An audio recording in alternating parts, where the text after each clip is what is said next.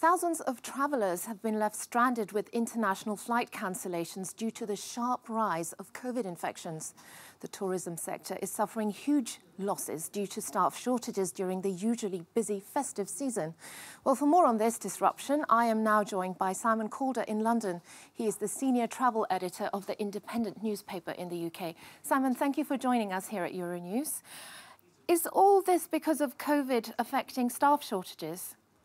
An awful lot of it is, but actually the problems, if you look worldwide, are a combination of a slump in demand, and that is particularly the case in Asia.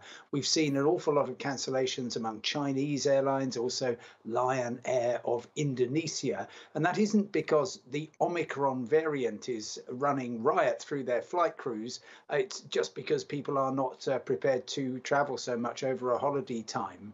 However, if you look at what's happening in the US, it is really serious. Today we will see I've just checked, around 700 flights currently cancelled entirely because of the spread of Omicron. Not enough pilots, not enough cabin crew, and that represents around 100,000 people, which you can add ever since 24th of December, Christmas Eve, another 500,000 of people are out of position. And as a result of that, the chief executive of Delta Airlines, one of the big carriers, Ed Bastian, has actually asked the Center for Disease Control, the US health regulator, to cut the amount of time that is required for isolation after a case of COVID, because he says it's impossible to run an airline with people having to isolate for so long. What's the situation like in Europe? We are seeing fewer cancellations, and they are not so much Omicron related. The main cancellations are actually because of the travel bans imposed by both France and Germany on the UK, and they are having a really serious impact. You can check the key hubs in Europe, so Paris Charles de Gaulle, Frankfurt Airport. The main cancellations are actually routes to the UK. There's a fair number of cancellations, of course, also from to and from Amsterdam, particularly on the point-to-point airlines. So while KLM, the big network carrier, is still carrying on, EasyJet isn't carrying many people there simply because with lockdown in the Netherlands, there's less appeal.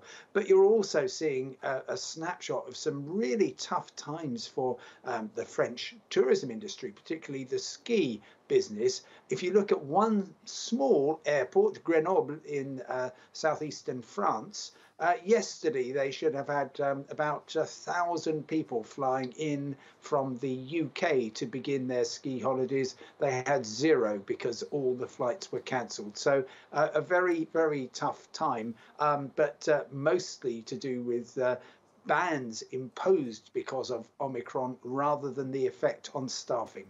Are we likely to see more financial packages from global governments given the recent losses incurred during this usually extremely busy festive season?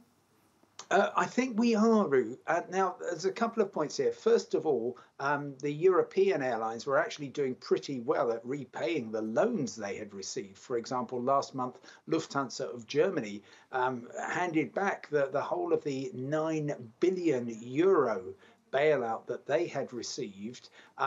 We've also seen, for example, in the US, federal funds supporting very heavily the airlines there. So I don't think they are in any danger. China, where we've seen lots of cancellations, well, the three big airlines there are state-owned. And of course, if you look at a Gulf-based carrier like Qatar Airways, then you will most definitely, they don't need to make a profit because they are state supported. However, it is maybe the European low-cost airlines, Ryanair, EasyJet, Wizz Air, which are battling through, but they haven't had any real financial support. Smaller European airlines, I think, will need some. And then looking more widely, African and Latin American airlines, particularly from those in tourism-dependent countries, will definitely need more support.